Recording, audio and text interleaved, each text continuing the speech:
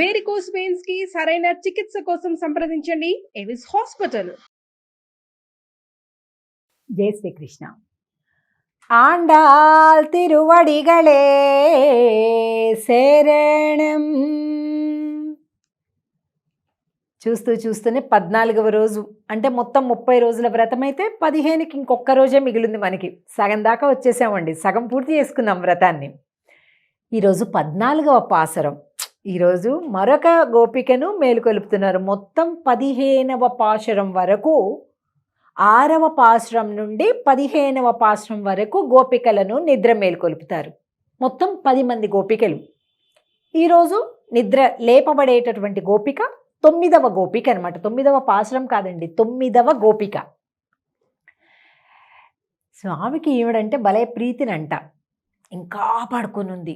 ఏమిటి ఇంతసేపు పడుకుంటుంది, అసలు ఈవిడ ఉండలేదు, స్వామి ఉండలేడు ఈమె లేకుండా, స్వామి లేకుండా ఈవిడ ఉండలేదు, ఇలా పడుకోడు. బారెడు పొద్దెక్కిపోతుంది, అందరం వచ్చేసాము.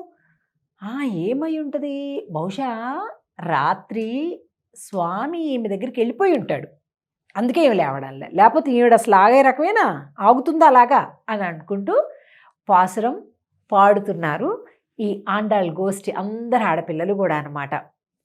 ఈ పాసురం 14వ పాసురంలో మొదటి పదం ఏంటంటే ఉంగళ్ నీ అని అర్థం అనమాట. ఉంగళ్ పుజై కడై తోటత్తు వావియిల్ செங்கஜுநீர் வாய் நெகிழிந்தாம்பல் வாய் கூம்பினகான் செங்கல் பொடி கூரை வெண்பல் தவத்தவர் தங்கள் திருக்கோயில் செங்கிடுவான் போகின்றார். எங்களை முன்னம் எஜுப்புவான் வாய் பேசும் நங்காய் எஜுந்திராய் நாணாதாய் நாவுடையாய் செங்கடு செக்கரம் ஏந்தும் தடக்கையன் பங்கைய கண்ணானை பாடேலோரெம்பாவாய்.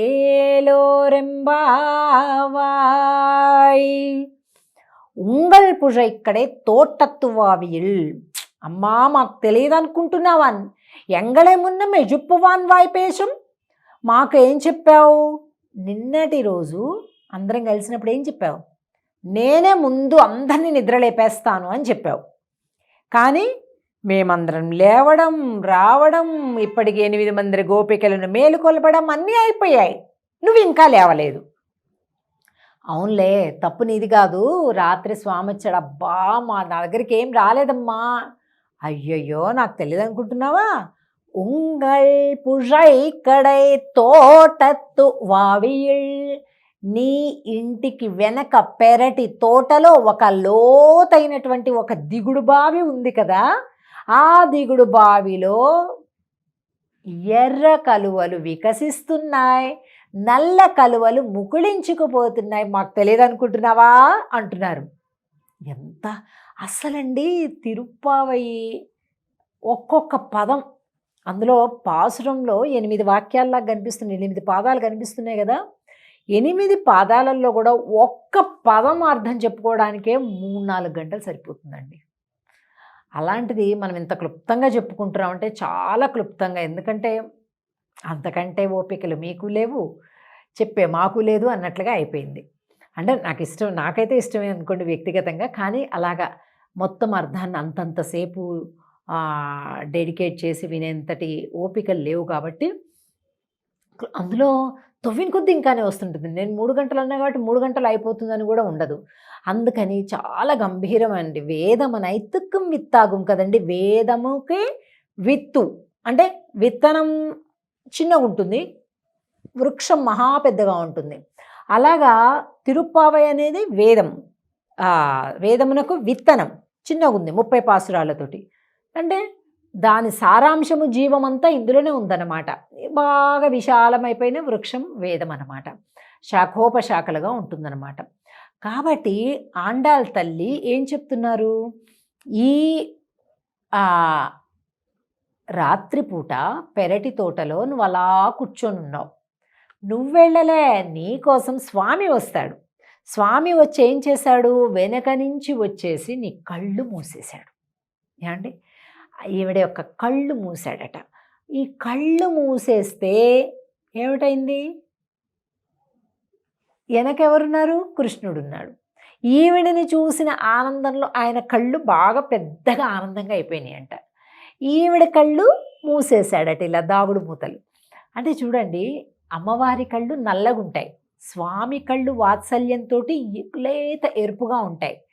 కాబట్టి ఎర్ర కలువలు వికసించాయి, నల్ల కలువలు ముకుళించాయి అని చెప్తుంది. అంటే మర్మగర్భంగా అనమాట.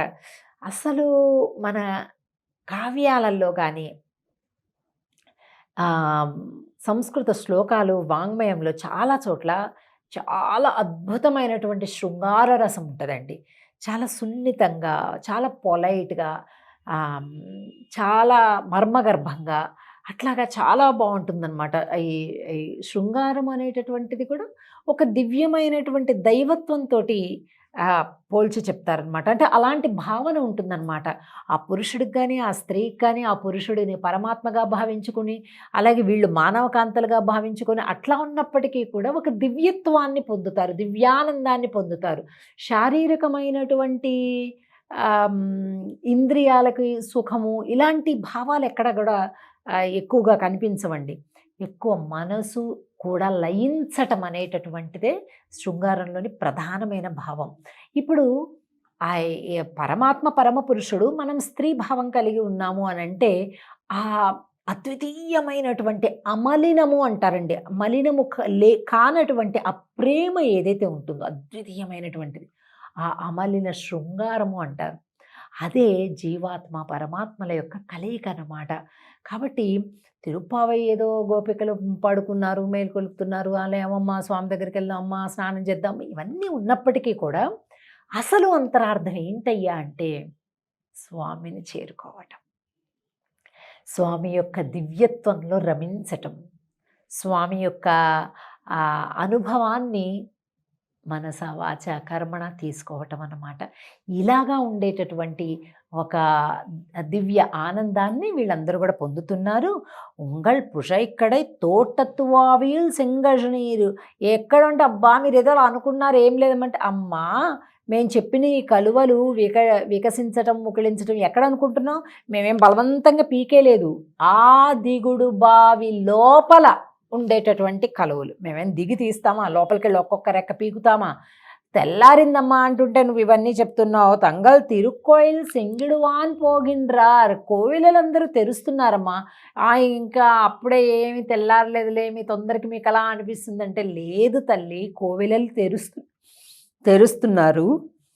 నంగాయ్ ఎజుందిరాయ్ నాణాదాయ్ నావుడాయ్, నువ్వు గొప్ప పరిపూర్ణురాలేవు కదా.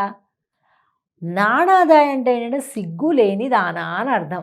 ఏమంటారు, ఇది తిట్టేమో అనుకుంటారు, కాదండి. భగవత్ సంబంధమైనటువంటి విషయంలో రమించేటటువంటి వారికి సిగ్గు ఉండదు. మీకు ఈ కాలానికి అనుగుణంగా నేను అర్థమయ్యేలాగే చెప్తా. ఇప్పుడు భగవత్ సంబంధమైనటువంటి సాధు పురుషులు, సన్యాసులు, పీఠాధిపతులు, అయ్యగారులు, మేము ఎవరైనప్పటికీ కూడా భగవత్ సంబంధమైనటువంటి సేవా రంగంలో ఉన్నటువంటి వాళ్ళు ఇట్లా కాంట నిలువబొట్టు పెట్టుకుంటారు, అడ్డబొట్టు పెట్టుకుంటారు, రుద్రాక్షలు వేసుకుంటారు, కంకణాలు పెట్టుకుంటారు, ఏమండి దండం పట్టుకుంటారు, చేతిలో కాషాయం కట్టుకుంటారు. మామూలు అందరు ప్రపంచం అంతా కూడా ఒక ప్యాంటు షర్ట్ వేసుకొని అట్లాగా ఉంటే వీళ్ళేమో అట్లా ఉండరు. అండి ఇదేంటండి ఇలా ఉంటారు అంటే అది భగవంతునితోటి అటాచ్ అయి ఉన్నారు వీళ్ళు. కాబట్టి వాళ్ళ దీన్ని ఏమన్నా అనుకుంటారు, వాళ్ళు దీన్ని ఏమన్నా, అలా ఏం ఉండదు వాళ్ళకి. ఎందుకు, ఇది భగవంతుడికి ఇష్టం, అది భగవత్ సంబంధమైనటువంటి భావనతో ఉంటారు కనుక లోకాన్ని చూసి సిగ్గుపడరు వాళ్ళు. అంటే మామూలుగా ఇప్పుడు చూడండి, ఎవరైనా ఏం అలవాటు లేని వాళ్ళు ఒక్కసారి పంచకట్టుకొని అవతలికి వెళ్ళంటే అయ్యో అని సిగ్గుపడిపోతారు. వీళ్ళు శుభ్రంగా పంచకట్టేసుకొని ఆ ఫ్లైట్ ఎక్కుతారు, ట్రైన్ ఎక్కుతారు, బస్సు ఎక్కుతారు, శిఖ పెట్టుకుంటారు, నామం పెట్టుకుంటారు, అన్నీ ఉంటుందన్నమాట. అంటే సిగ్గు ఉండదన్నమాట. లౌకికమైనటువంటి వేషభాషలు, లౌకికమైన వ్యవహారాల విషయంలో తాము అలా ఉండట్లేదే అనే సిగ్గులు మొహమాటాలు అసలు ఉండవు. ఇప్పుడు మామూలుగా చూడండి, ఎవరైనా 10 మంది కలిపి సురాపానం చేస్తున్నారు, మందు తాగుతున్నారు అనుకుందాం. అంటే పెద్ద మంచి మాటలు కాదులే కానీ ఇక లోకంలో అట్లా ఉంటుంది కాబట్టి.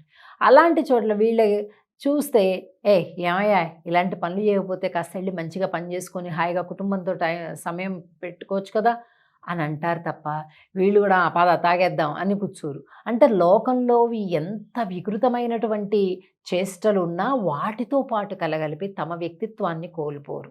అటువంటి వాళ్ళని సిగ్గు లేదు అని అంటారు. అంటే ఏ సిగ్గు? వ్యావహారికమైనటువంటిది. సెంగొడు సెక్కరం ఏందుం తడక్కయ్యన్ పంగయ్య కన్నానే పుండరీకాక్షుడైనటువంటి శంఖ చక్రాలను ధరించినటువంటి స్వామిని పాడదాం తల్లి అంటున్నారు ఈ పాశ్రంలోని గోపికని. ఇక రేపు 15వ పాశ్రంలోకి మనం ప్రవేశిస్తున్నాం. జై శ్రీకృష్ణ.